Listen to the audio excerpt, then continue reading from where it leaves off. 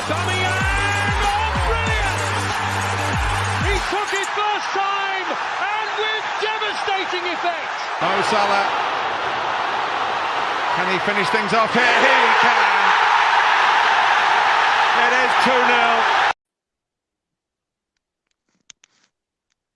2-0. What we're about to discuss with Mo Salah, and yeah, probably needs to change that, but we are back. We go again.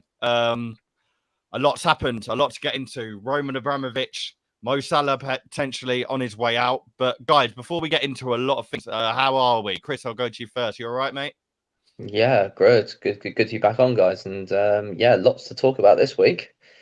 Doesn't stop, does it? Lee, I know you're a bit fragile, but I'm sure you're getting ready to go again this evening. You know, it's the weekend, it's Saturday, hair of the dog's on its way. Other than that, how are you? You all right? Yeah, sweet, mate. Another weekend. I always know when you're hanging because it's a slow, yeah. But yeah, big battles at the bottom of the table this weekend, and a battle in the top six as United travel to Tottenham, of course. But we've got to start on Chelsea. What is going on? Like we spoke on Chelsea. We spoke on this obviously in the last pod that we did, didn't we? And it was when he had basically taken a step back. So now he's been sanctioned. To be honest, it's not a surprise. It was obviously the next thing to happen. But yeah, the UK government sanctioned him on the 10th of March, freezing all of his assets. This was coincidentally on the same day that they were founded. I don't know if they were doing that just to take a mick or what. But yeah, and the brink of match day at Norwich. But they went on to win that. But so a reporter from the Times, Martin Ziegler, stated that no merchandise sales would be allowed. There's no negotiations in terms of transfers or new contracts to be allowed, and that catering services will be permitted. But yeah, it was also announced that they will not be allowed to sell tickets to games, which I couldn't believe. But Chris, I do want to go to you first. Obviously, the extent of this is probably far wider than what people imagined. Certainly me. Do you think there's a right for perhaps certain stakeholders to appeal now, or do you feel like they rocked the boat they should have known what they were getting into bed with? What's your take on it from terms of a stakeholder perspective? Oh, from a stakeholder perspective, that is a really good point. I think really it's just a case of, I think you touched on it there, Dan. I think everyone knew where the money would come from, and you know when he took over back in, I think it was 2003. Yeah, you knew where the money come from, and you knew you had to progress with it as a club. And to be honest, in on the context of things, parking aside of his nationality and everything that's happened the past this year in 2022, he has been a good owner for the club, and he's come to love the club. But unfortunately, we all got skeletons in our closet, and I think very much a case of everywhere where that money's come from, it's almost kind of like the roosters have come home to roost in that sort of sense. So, but yeah, touch on the stakeholders. Of course, the fans do suffer. The fans do suffer, and at the end of the day, whether you like Chelsea or not, they are a football club. They have got a strong, passionate fan base. No one wants to be restricted from going to watch their club play, to see their club struggle to not be able to replace players or renew contracts or buy players. And I think. Yeah, no one wants to see that in any football club. Lee, you're you're a Liverpool fan, then you're an Arsenal fan. You'd feel the same as well if you've been had those ties cut off. But I think you've also got to be mindful of the situation. You've got to be mindful of where that money's come from. Who Roman Abramovich's supposed links to Putin and his involvement. I've seen a lot fly around about how strong in bed he is in that sort of sense of things, and I don't want to go on it, but yeah, I think it's just it is a tough one. It is a tough one. It's morality versus football at the end of the day. 100%. I feel like this podcast is getting more and more political every week because there's always just something going on. When will it end? But it is interesting stuff to discuss. Sometimes it is good to talk about the stuff off the field. And Lee, obviously, in terms of what Chris is going on about, because this is where it does affect us. And we saw in the pandemic, obviously, that, football isn't just a game to watch for people. This is like certain people's mental health and stuff like that. It does get to you. I know I missed football a lot, and I don't even go to as many games as a lot of people I know. But how do you feel about that part of it? Do you feel like it is unfair and that perhaps the sanction needed to be made, definitely, but maybe the effect and the extent of it has gone too far. What's your take on it? And from being a football fan, of course. It's too hard. I feel like it's difficult to separate just looking at a football fan's point of view and not bringing politics into it a little bit. Because at the end of the day, they have to stop him receiving money. And to do that, they have to stop people buying match tickets. Yeah. So, I mean, at least they're still letting us. It's not like there's no fans going at all. The season ticket holders are still going to be going to the games. So it's a difficult one. And to be honest, I don't have a positive take on Chelsea fans, as a lot of people know. So I don't feel sorry for them at all. You know, when there's a bloody with Abramovich's links to Putin, and there's a war, and they're going around singing his name. Yeah, it's outrageous. Yeah, I don't know. I don't feel sorry for him. Yeah, I mean, for me as well, like, the way I see it, I mainly feel sorry, obviously, everyone involved at Ukraine. You know, people are dying, people are losing their loved one. That's the big focus here. And then there, in terms of the actual what's going on at Chelsea, I actually feel sorry for the sort of employees that aren't even involved in the football. You know, like the club shop was shut on the 10th of March as soon as the announcement was made. There's people like that behind closed doors. You know, there's people that are going to be affected in terms of their living. These players, they're still going to get paid. But there's people that, like the club shop, the catering, where there's not as many fans. People are going to have to. It's going to be a furlough situation all over again. Perhaps not even that. But yeah, I want to move on to stuff on the field because, to be honest, I don't even like talking about Roman Abramovich with the links he's got. The sooner he's away from that club, the better. I don't know when that will be. Obviously, the sale has been it's been put on hold, but he's given the go-ahead for the sale from what I read this morning, which I'm intrigued to know what Chelsea fans think of that, because I believe that if the club is sold, he won't receive any money of that because obviously he needs to be separated. So, but yeah, if any Chelsea fans are tuning in, I see a lot of you are tuning in on Twitter. Do come over and let us know your thoughts. I want to go. Yeah, that was raised by Nadine Dorries. If they can find a deal, then they could amend the license effectively. And he's agreed to it, isn't he? I believe, isn't it? So he's basically said the club can be sold. But is he putting him? To be honest, he probably just wants to, take blood off his hands, which is never going to happen.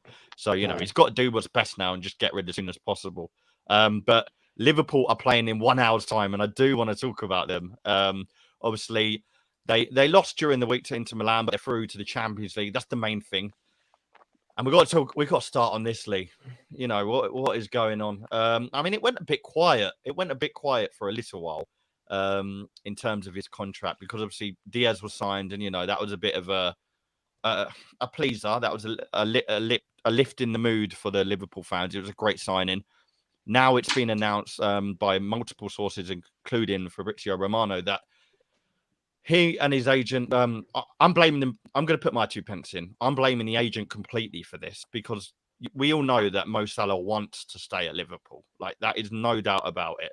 And the agent and the player we'll say the agent and the player do not agree to the demands, and anything that's been put on the table they're not happy with, basically. But yeah, I've got to come to you, Lee, being the Liverpool fan.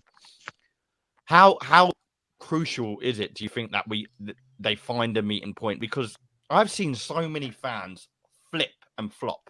So I've seen fans say he's the world's best, he can create water from bread, and then now this has been announced. No, it's true. I've seen, and now this has been announced. Do you mean wine from water? Wine from water. Well, but now this has been announced. What is going on? Like, people are just saying, "Oh, it's not that important. The club is bigger than the player," which of course is right. The name on the front is much bigger than the one on the back. But yeah, do you think there can be a meet in the middle? Because summer's pending very, very soon. The end of the season is amongst us, and you're in a title race right now. So that's the main focus. But yeah, what's your take on the recent sort of announcements? Yeah, I think there's no doubt he probably wants to stay. What I don't like is some of the interviews he's given and some of his reasons for not signing yet, where he says about the club not being ambitious. What? Wait, what? Yeah, we're in the middle of March. You're in a title race. You've just won the we've won one Champions League. competition. We're still in all three. We're still in all competitions in the middle of March. We've just signed Luis Diaz. So it's not like we're not signing top quality players. Yeah, I don't know. I feel like he's not ambitious. Bloody hell, I don't know. To ask for ridiculous wages like over 500k is just going to upset the whole balance of the squad. So I think that's why a lot of fans are a bit like, there's no player bigger than the club, because if he gets that extra 150k more than the rest of the players do, it's going to upset the rest of the squad that they're not getting the same. And then any new signings are going to want to ask for that wage as well, and the club will just end up in disarray a little bit. So I think that's why fans are a little bit like, you know, as good as he is, and he is one of the best players in the world, obviously, which no one can doubt. You know, we can't be held to ransom by a player. And we've seen with examples like Coutinho and Wijnaldum, grass isn't always greener. You know, sometimes how much money do you want?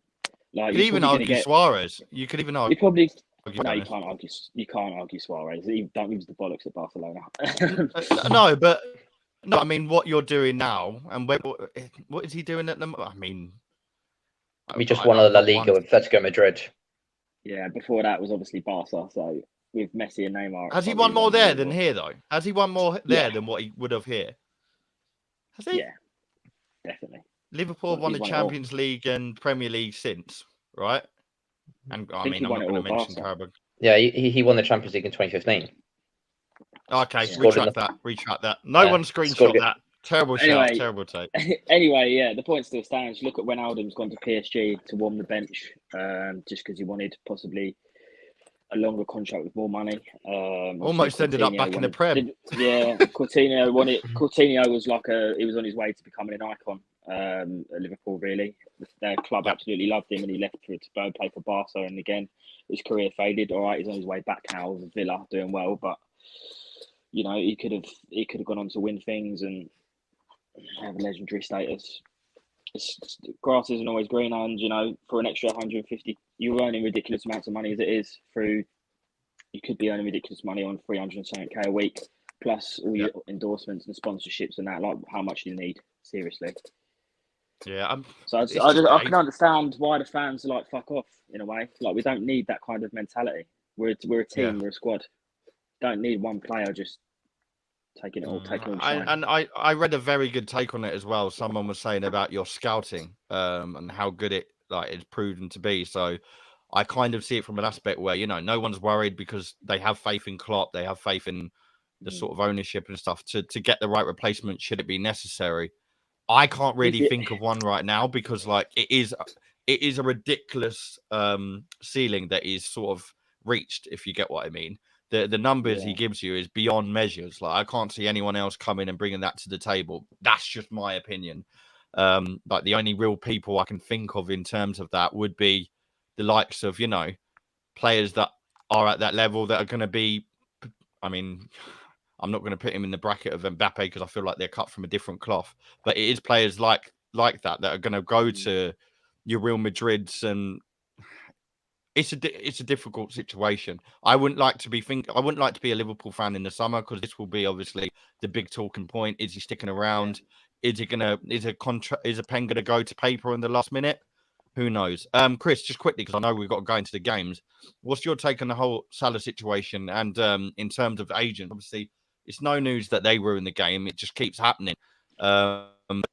It's sad, isn't it? Because you could say with Salah that the story is still incomplete. There's still stuff for him to win. You know, there's still stuff for him to go and do. I'm sure, no doubt about it, in the Liverpool shirt, he'd like to go and win the sort of things that he should have been nominated for this season. But yeah, just quickly before we move on, I want to know what your take on it is of his contract demands. You're going to ask the AC Milan fan about agents. Wow. I can't stand them. Can't stand them.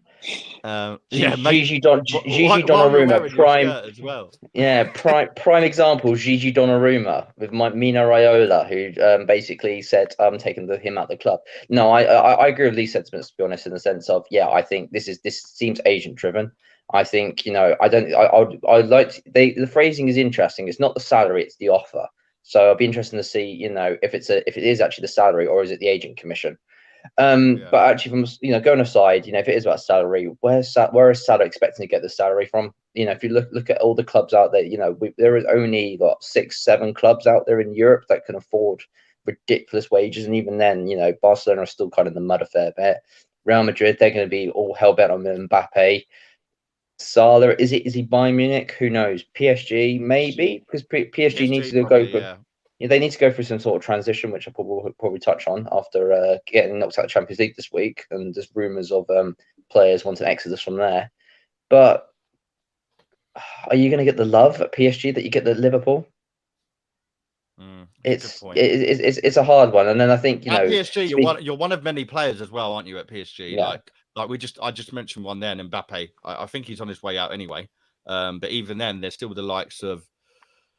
Well, if they stay around, as we're going to touch on in a minute, because of obviously what's going on there with Pochettino, it hasn't really worked out. But there's big names in that PSG team, and Salah goes there, and he's just one of two or maybe one of three. Whereas at Liverpool, he knows he's that bread and butter. And yeah, you've got perfect example. The love he currently gets. Right, I was at Anfield for the game after African Nations final. So when he came on as a sub. The whole crowd went mental as he came on, chanting his name. He's not going to get that at any other club. It's not going to happen. And he's not going to go to any. He loves Liverpool, so he won't go to any Premier League team. So yeah, his choices are limited massively. Yeah, there's no other Prem team that can afford him. I mean, he won't go to the Premier League. There's no doubt, but I do not doubt that he's going. If he goes to the Premier League, I think. Will be baffled. No one can afford that sort of because the reason he'd leave Liverpool is because of the demands, and who can afford those demands? City don't need it, and they're the only ones I could really think. Manchester City. Salah to Newcastle. Here we go. If that happens, I'm genuinely stopping watching the Premier League. If that happens, it's slightly ambitious. Yeah, slightly, just a bit. Salah and Chris Wood up top. Cheers. Oh God. And then I think, then you touched on a good point. Is this going to be this summer in the sense of if Salah isn't going to sign a deal, you're going to need to cash out on him. This is the summer to cash out of him. Yeah, so it'd be interesting to see if a big bid comes in for him from the likes of PSG. Surely they have to accept it though. Like if it gets to the point where he hasn't put a pen to paper and a big bid comes in. Because he has done his duties, magnificent numbers the last 4 seasons, I think it is. 2017, I think, is when he started sort of putting away the 20 goal plus bracket. But then on the flip side, considering he's won the Champions League, he's won the league, so he's done his thing. I don't see why they wouldn't accept one if he hasn't signed the contract by then. Otherwise, you're just demoralising the team effectively, because all this stuff going on, it's going to get into the dressing room, because people are going to be like, look, you're a greedy, why are you being so greedy? It's about the badge, it's about the game, it's not about the money sort of thing. But yeah, sick of agents. Hopefully I like seeing him in the Premier League. I don't want to see him wasted at somewhere like PSG, because to be honest, what he does in the Premier League, he does because it's the Premier League. That's why it's so magnificent. Do you get the standard of the league? Who else is putting away the numbers? He's close to breaking sort of records if he continues this sort of form and consistency.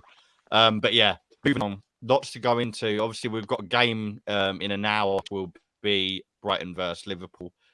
Burton scored 2 goals now, probably just to take some weight off his shoulders. But yeah, we've got big games this weekend in the relegation battle, so I do touch on this, and we've got to talk Newcastle, I suppose, within that.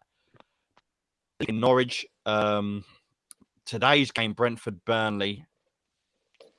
I don't know about Brentford. I want to know what you think, Chris, because I think when we spoke on the Eriksen situation weeks ago when he signed for them and how he could be a big boost within the team, it's a lot of leadership. They had a great performance against Norwich, but it's Norwich. These are the teams you want to be beating if you're going to stay up. Now they play Burnley, which is a massive one for both sides. How do you feel about Brentford in terms of a sort of the perspective today? Like, can they stay up with the likes of one player? Because I'm not saying Eriksen has got the ability he had beforehand. However, Ivan Toney's there. Obviously, he's sort of known for his numbers in the Championship. What's your take on the relegation battle in Brentford? Do you think they can get a win today to put some pressure off them? It's a really, really tight relegation fight, isn't it? And it is literally, it's such a hard one to call. Like, I think either way, you could see Brentford winning it or Burnley winning it. You know, Brentford hopefully can get boost from their lot, you know, the win in their last game and progress forward. But with Burnley, you know, 2 defeats, they had a good bit of form, and now, yeah, no win in 3 games. It is a tough one. You touched on, you know, the single player. I think, yeah, Eriksen will give them a boost, but you can't rely on one player in these situations, you know, in these relegation dogfights. It's going to be a team collective effort. Everyone's got to fight for the badge. Yeah, agreed. Obviously, Burnley as well. Like, I mean, I want Burnley down. I'm like the rest of us. I think Burnley are the one team I would quite happily see in the Championship. They got rid of Chris Wood, and to be honest, it'll be nice to see Maxwell Cornet sort of. I don't feel like he belongs there. I feel like he's a Rafinha in the Leeds situation, you know, because he's got a bit about him.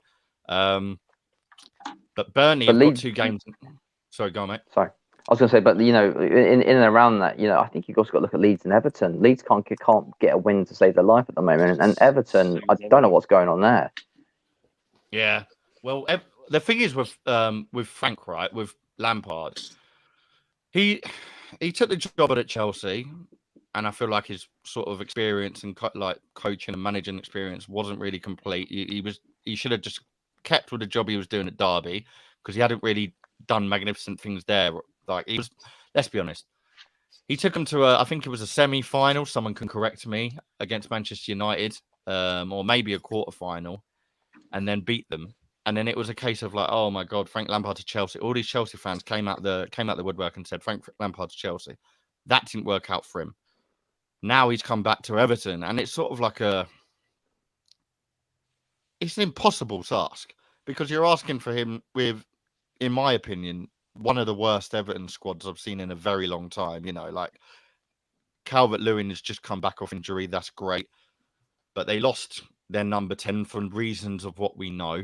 I'm not going to go into that again, because it's just another. And then James Rodriguez, that didn't work out. And then there's a case of like Townsend and Gray. Are them signings going to really, you know, take you to the goals? No, they're not.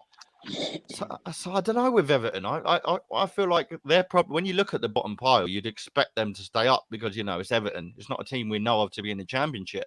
But the performances this season, I don't feel like have justified enough. I don't feel like they really have justified that they're a Premier League team. And I think they should have kept with Rafa Benitez, in all honesty. I don't think he was doing terrible things there with the squad that he had. Yeah, they weren't getting the results. But look, like Lee said earlier, the grass isn't always greener. Going to Lee anyway, because you're a Liverpool fan. What is your take on Everton? Obviously, they've got Wolves tomorrow.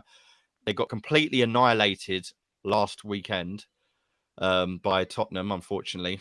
I mean, if Tottenham can beat you 5-0, that just speaks for itself. but yeah, what's your take on Everton and sort of Frank Lampard? Do you think that he can turn things around? No. Quite simply, I don't. Yeah, they're going to be struggling till the end of the season, whether they're going to stay up. They've got tough fixtures, so I'm sort of looking at them thinking, where the hell are their points going to come from? Because I can't see it. Their players aren't performing. I mean, Michael Keane, the state of that, honestly, worst defender in the league. But a lot of their squad are sort of Premier League veterans in a way. Like, they've got experience. They should be doing better. So I think you have to look at the manager, because he needs to come up with a better plan. There is some talent in that squad to get to grind out some results if they really put the graft in and they stay strong. But I can't see it happening. I really can't. I can't see them going into a game where they're not favourites. I can't see them upsetting odds in any game. Yeah, I think Lee's right there. I think, you know, if you look at their fixtures, what's coming up, I honestly, you can honestly say Everton won't get a win for the rest of the season. Most of I think they're the most top-class teams, aren't they? Yeah, but absolutely. Like, this month they've got Newcastle and Wolves. You know, Newcastle you don't play at the moment. West Ham United, Liverpool, Chelsea. Hold that thought, by the And less, less the Brentford Arsenal. It's just not easy. So it could be a massive we're the last against game. Brentford. We're the last game of the season. Yeah. If we end up Send knocking them after down. the result we picked up, if we send them down last game of the season, I'm in Marbella, so I'll be somewhere in the pool, absolutely celebrating. Jump in the pool and close on because I've got a good friend of mine who's an Everton fan, to be honest.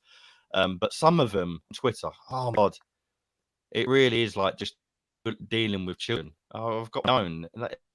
It's talk nonsense. Like one of them, a week, and it got a very big. He tried about, you told that Arsenal because they beat us, but they lost everyone else. That's what with, but you're still literally in crisis. You're in a position where you might go down. Let's talk about Newcastle, though. More exciting team at the moment. 9 games unbeaten. I mean, Eddie Howe, this is how you turn it around. This is what you need to be doing, Frank Lampard. I'm not going to compare the two because obviously it's a complete different kettle of fish.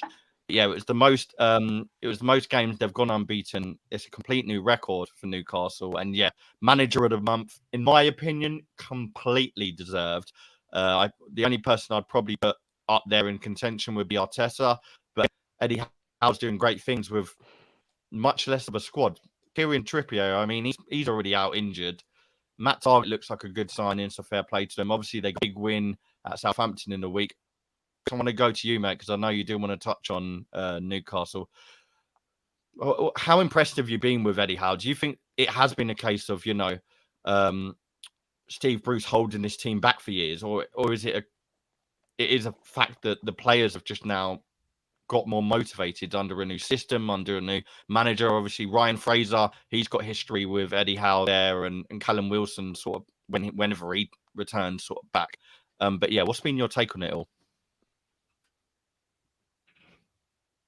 I think with Newcastle, they should never have been done in the first place. Really. I think, Newcastle got on paper, you look at the players like Fraser, Wilson, Shelvey, look at their back line as well. They weren't. I wouldn't put them in the relegation zone. I would say they were comfortable mid-table, but yeah, just something just wasn't working there. And they bought for Eddie Howe, who we know from his Bournemouth days, he's got a fight in his team. He likes to instill that sort of fight. When Bournemouth first came up, and we we're like, they'll go straight back down. Small stadium, small club, and literally they came and upset the apple cart. So yeah, Eddie Howe, he's got that sort of fighter mentality. So yeah, it was a great appointment. And you read on social media like, it's because they managed to spend X amount of money in the many clubs, can spend lots and lots of money, but you need a good manager to kind of bring all those parts together and make them play for the badge and make them play for the club. So no, kudos to Eddie Howe. I think that is Newcastle now pulling clear, and I think I don't worry about Newcastle getting relegated. And God help football in the summer when they open the checkbook and they start splashing the cash of 150, 200 million pound war chest. So it'd be interesting to see what they can do and how they kick on. And it's see how this project goes over the coming years. 100%. Sorry, boys, I was trying to sort the bloody lighting. This thing is an absolute nightmare, but we move. You look like you're about to tell a horror story now. Do I? Oh, brilliant. Actually, basically, my bulb blew like halfway through. I was just like, what on earth is going on? So yeah. But yeah, we make do with what we can make do. Yeah, obviously, Lee, big turnaround for Newcastle. We were generally speaking of like how in the Championship, Newcastle could be, a multi-million, billion-pound club in the Championship. Now look at them, they're on the rise, and you are speaking of them in sort of contention and finishing, 10th, 11th now if they carry on in this form. How do you think do you think that in terms of like the summer now, it is going to happen a lot quicker? Obviously, fans have perhaps got a bit excited and saying like, Champions League is back for Newcastle, Alan Shearer days sort of thing. Do you think that is a possibility, or do you think it's still, a big mountain to climb, a sort of 5-year margin rather than the 2-3 year? Do you know what? I've always had a bit of a soft spot for Newcastle because back in the day, like the late Championship manager days, just before I become football manager, they were my go-to team instead of Liverpool. I used to cheat and get loads of money for them and just sign whoever the fuck I wanted. And it's like that's come to life a little bit. But I don't think they'll go on a mad spending spree like everyone thinks they will. I think if you look at what they've done in the January window, they signed players for sort of areas they needed. And he signed quite astutely. With like Dan Burn has been a fucking hero for him so far. Chris Wood might not have many goals, but he's doing a job up there that they needed. That Bruno's he's only started his first game in midweek, but scored an outrageous back heel. Oh, that was ridiculous. Yeah, so like they're making good signings with their money. They're not just chucking their money at anyone. And so obviously Matt Target, like you said earlier.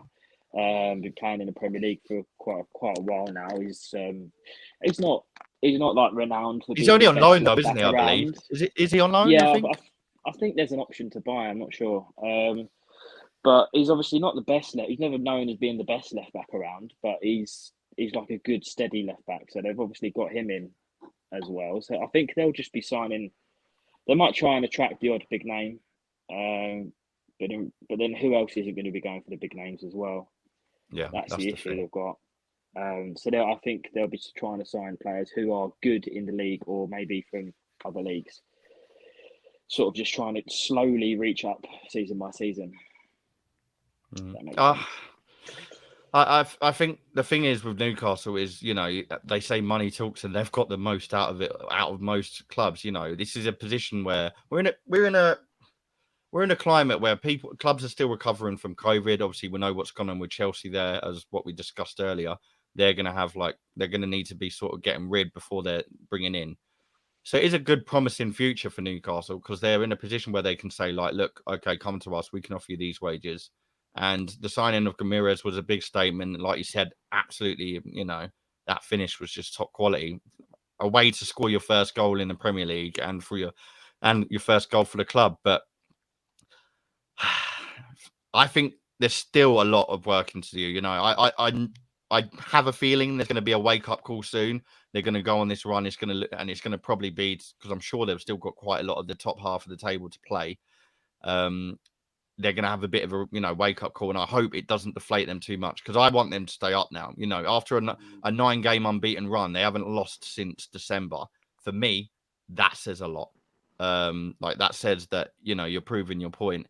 And even though they have brought players in, they've, like you said, they've done it efficiently, but they've done it quite clever as well. They haven't brought the best of like options in either. Chris Wood for 20 million. We were all laughing, but it's like it works. You've taken someone off. You know, you've put weight on someone else's shoulders, and you've taken your rival's top striker. It's good. It's good work. But we'll move on to the manager change. I was going to say, I think the manager change is massive as well. I mean, you only have to look at what Steve Bruce is doing now with West Brom to know maybe he's not actually that good. So, yeah, it's obviously been huge. Yeah, I'll tell you what, Championship's ridiculous this season. Like, who'd have thought Fulham would be absolutely clear in it? Sheffield United are like sitting God knows where. But yeah, we'll move on to, I suppose, Man United Tottenham. I mean, I don't want to talk about this. This is Chelsea Luton all over again for me. I hate the pair of them. I really, really would love a goalless. I'm not going to be watching because I've got plans this evening, but a goalless draw. I do apologise if anyone is spending their time to watch this game, but we need a draw because it will work in our favour for top four. Chris, Man United at the moment, not looking their best. You know, when will it improve? They just got an absolute hammering in the derby last week. Manchester was obviously clearly, I mean, we knew it was blue. Let's be honest. We knew it was blue. There was no argument there about that. I want to ask you your thoughts on, like, because there's so many different players being put at fault. And we've gone over this before, I know. But, like, 1 week is Ronaldo. Last week, Ronaldo wasn't playing, obviously. He was ruled out of the game, I think, just before the lineups were made. And now it's like there's blood on everyone else's hands. How do they improve on this? I'm not saying, because people are now talking like Ten Hag, Poch. Oli clearly wasn't the problem. I think there's at least 4 or 5 in there. And yeah, what's your thoughts on the game overall? Because this is obviously a big challenge in terms. I mean, you could say top 4 race. I feel like United are still in it. it's harsh to sort of rule them out. But yeah, what's your take on United so far, and how do you think they can click back into gear? Well, I think the main issue they need to address is this dirty laundry blame culture that seems to be leaking into the media at the moment continuously. It's not healthy for a club that's literally the manager is having to answer questions about disagreements in the dressing room. No one wants that. It's unstable. But I think we've all known that they didn't address the areas in the summer and January that need to be addressed, which was central midfield, creating a strong pivot. But it's just it perplexes me. But I think it is that sort of that culture. There must be something going on in the dressing room behind the scenes. You got Marcus Rashford coming out this week and saying that he's reviewing his future, and for Rashford to be saying that, that is huge. And actually, do you know what? Kudos to the guy. Actually, he's no longer a spring chicken. He's probably looking out for himself in the sense of, he's been with the club for so long. He maybe isn't seeing the progression in the club and wants to go seek for a new challenge somewhere else. And fair play for looking at that. But United need an overhaul, and there's so many questions that need to be answered. Who is that new manager? Will that new manager have that authority to overhaul the team as he needs? Will that go to the sporting director? What happens with Ronaldo? There's rumours of Ronaldo wanting him, but where does Ronaldo go? It is a mess. It is a mess. And I think, touching on the top four stuff, to be honest, then it is over to Arsenal, in the sense of you've got 3 games in hand on the whole pack. If you guys want the top 4, and it's up to you to put the pressure on by winning your 3 games in hand, or winning as many of those 3 games in hand as possible. I think if you win those 3 games in hand, then it's advantage Arsenal. But if you win 1 or 2, or if you don't win any of them, it brings Man United and to a degree Tottenham back into it. But I think Tottenham's so inconsistent at the moment. They need to focus on just getting top 7 and securing some sort of European football next year. Say it louder for the people at the back. I think they just need to focus on top 7. The thing is, though, as much as you saw the result against Man City and you thought this is a turning point, Tottenham are ticking now. I'm a big fan of Dejan Kulusevski. I think he's a great little youngster, and he's fitting well with the team. Good, to be fair. Very good, yeah. Yeah, but then you lose to Burnley, and then you go and hammer Everton, and they'll probably lose today to United. So Tottenham are back. yeah, literally. I mean, I got to admit, Harry Kane does seem to have found his rhythm again. And United clearly aren't the strongest defensively this season. Against City, they were just a laughing stock. I didn't even know what they were doing. I literally was sat in a pub and I thought, what are they doing? The second half, it was just like they gave up. But, still can cheese, because if United lose, I get it quite nicely, because for 1, United haven't won, and 2, I get a nice little Roy Keane absolute meltdown at the end of a game, which was another joy to watch. Lee, what's your thoughts on this one, mate? Obviously, this game doesn't concern you from a league perspective. You're nicely comfortable in the title race, but who do you see going forward in this match tonight? I'm going to back Tottenham, which is probably not a surprise. I mean, you can't put your eggs in United's basket at the moment. Yeah, they're unpredictable, but I look at Tottenham's front 3 at the moment compared to United's defence, and I just think they have a slight advantage there. Son, Kane, and Kuliowski, or whatever his name is, against Maguire, Lindelof, or whoever's going to play there. I'm just seeing mistakes and goals. Was it last year Spurs beat them 6-1? Yeah. I remember that game. Yeah, Wasn't there? I think there was a red card in the first 10 minutes, I think, and then it went absolutely pear-shaped for him. Yeah, and obviously Kane's found his form, like you say. It's just a case of whether they're going to be Spursy again and fuck it up. Yeah. I think. But United for some reason seem to be better away from home. So the fact that they're at home makes me also lean to Spurs a bit more. Yeah, what Spurs win this, then lose to Brighton? Yeah. I hope this is a draw, and to be honest, Brighton away is not the easiest, is it? So I think it's away. Is it away? I'll find out this morning. Yeah, it's away. Yeah, it's the one afterwards. The one after is the intriguing one. It's Tottenham West Ham on the 20th of March. Yeah, that'll be good. Yeah, I mean, so West Ham have got. boys, do you know? What I want to just before we go on to the next game, do you know? What do you make of the whole? Like, obviously today we have 3 games, right? Brentford, Burnley, United, Tottenham, and obviously Liverpool. The early kickoff.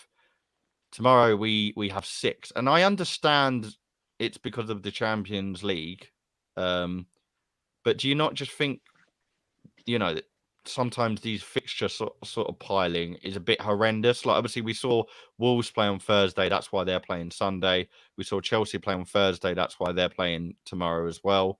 But I mean, we haven't played all week, and we've now got 3 games in 6 days as of tomorrow. I just find it a bit bizarre. Like, I was looking at the fixture list this morning, and I thought, who the hell makes up this stuff? Like, make it make sense, because we could have played easily Friday night. I don't know who played last night. I'm guessing it was a championship game. I tend to switch off football on Fridays unless there's not Premier League. So we could have played Friday night. I don't know. I just find it weird. I was having a discussion with one of my friends yesterday about how it's a bit unfair on the watchers from home, because obviously 6 games tomorrow.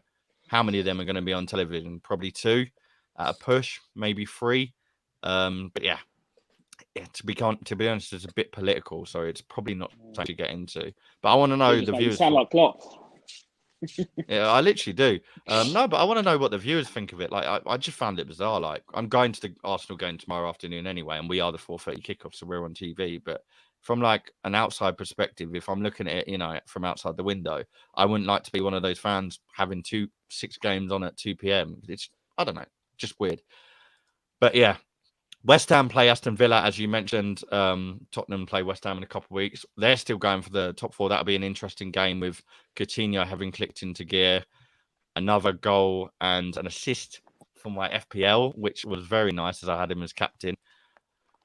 We're going to talk about Arsenal. I don't want to talk about too many of the other games, because there's so much on at once. But yeah, the fixtures are all at the bottom of the stream if you want to look in. I think the only other game I'd probably want to put a 2 pence in is Leeds versus Norwich, because that's going to be absolutely huge.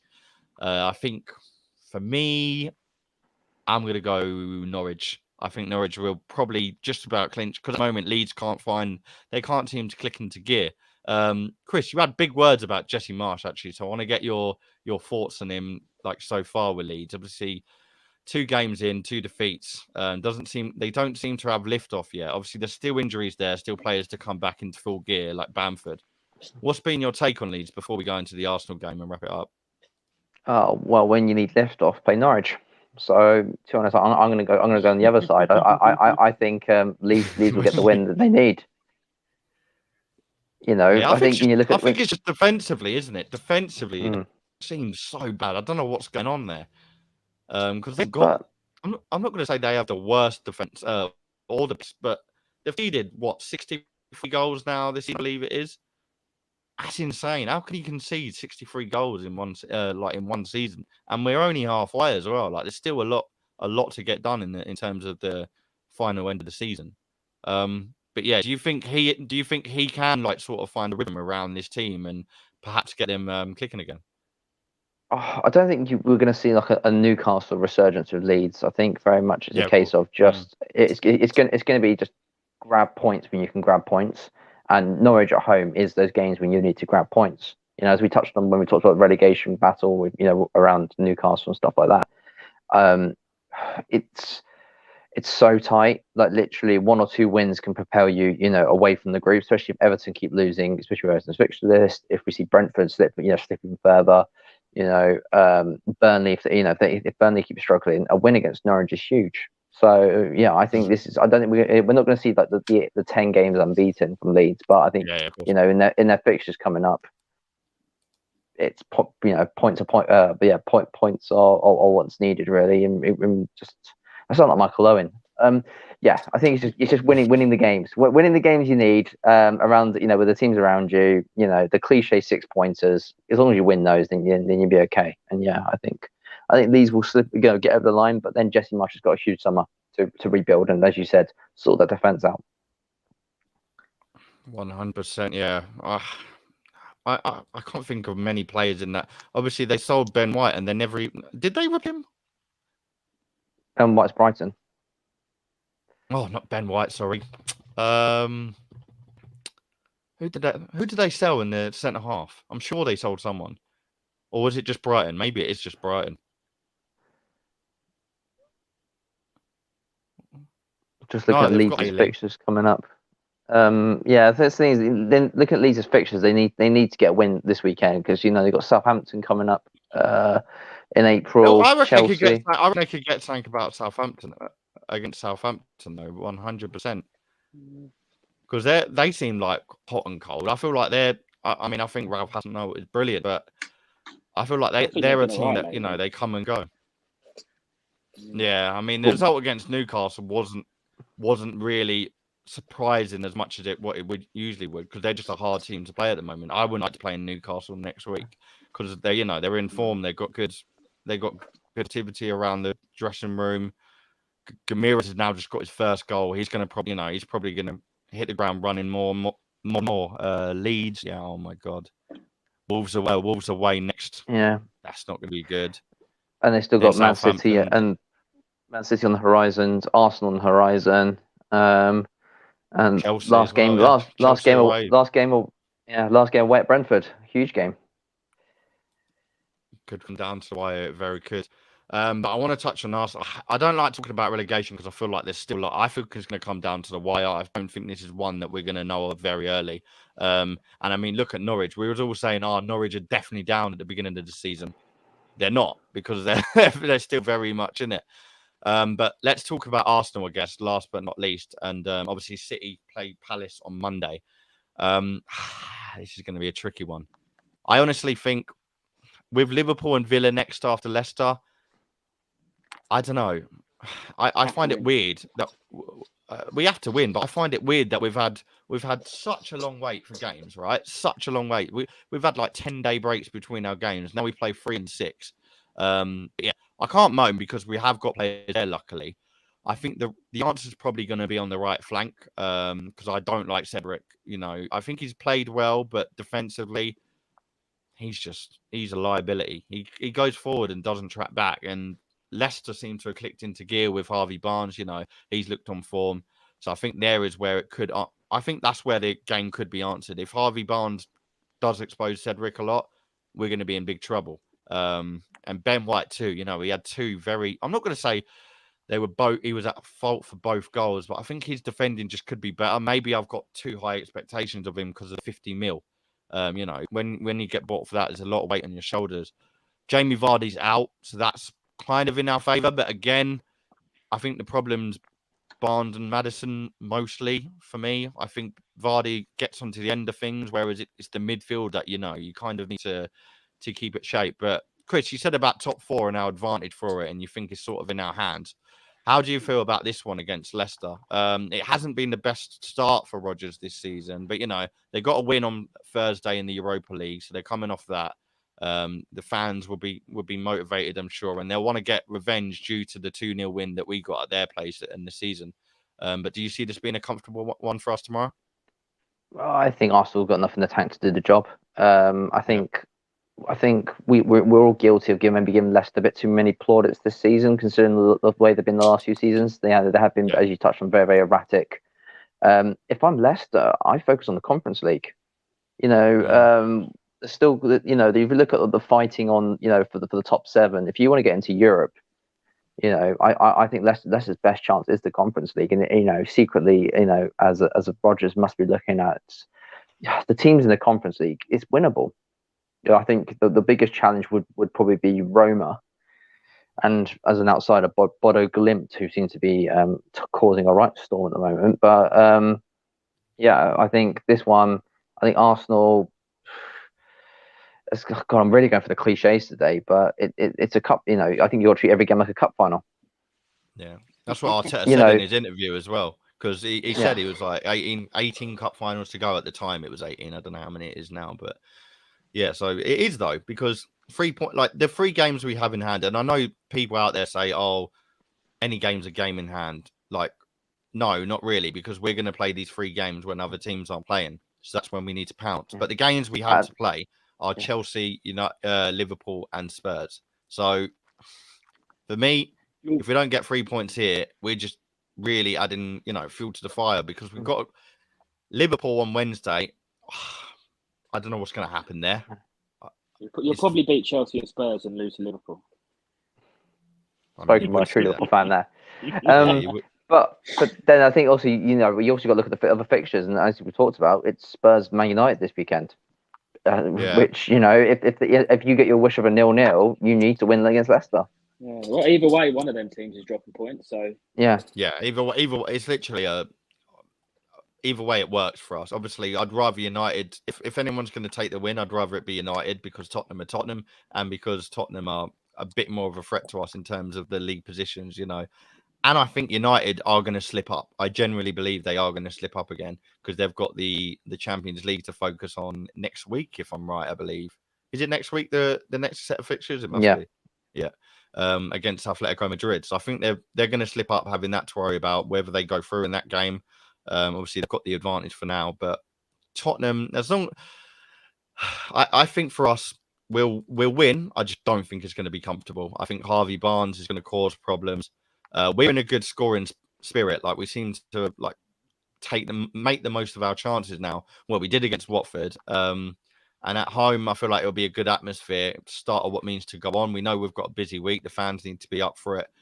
Lacazette had a brilliant game against Watford. I think he showed he was coming off a bad time, because a lot of fans are giving him hell. But I think he showed, what he does best. It's not scoring goals. It's finding the best out of the other players and having that link-up play, which, it's not Roman gold. However, it does work without him. So I think Lacazette may get on the score sheet tomorrow, but we'll see. Boys, I want to wrap it up, because we're 50 minutes in, and I know we all need to get on with our day. Guna Eddie is saying Arsenal 2-0. Go on, Lee. Sorry, Palace win tomorrow. I was going to say little Palace win as well on Monday. Good shout. I think there could be an upset on the cards there. City struggle against them. Lost against them this season. Lost against them beginning of the season, didn't they? Yeah, because I think with Palace, though, they've got a good record against them. And I remember when Andros Townsend used to score against them for fun. And to be honest, City have only lost 3 games this season, and Palace are one of them. So, I think it may go in your advantage. I'm going to say they'll nick a point. I think 2-2. I'm probably going to say this every week for every City game at the moment, to be honest. What? Back into drop saying, yeah. I'm going to say 1-0 City. Because I don't know. 1-0 City. I think Palace will score. I think Palace will score 100%. I can't see City keeping a clean sheet. Diaz, controversial VAR goal as well, isn't he? Is he out for the season, Diaz? I read 6 weeks, is it? Something like that. 6, but yeah, that's what we're talking. 6, near enough the season, yeah, because that'll be end of April approaching then, and that's even if he comes back in. I think 2-2. I think that could work in your favour, but then you've got Brighton away in literally 40 minutes. It's not the easiest of fixtures. All depends on what Brighton turn up. Early kickoff as well. Never fun. Never back the early kickoff. Well, I'll let you get back to it. But yeah, I'm going to wrap it up. We shall be back soon. If you have tuned in on Twitter, make sure you come over to YouTube and subscribe to our channel. Hit the like button if you've enjoyed. And yeah, take care for now, guys. Have a good weekend, and we'll chat to you soon. Cheers all.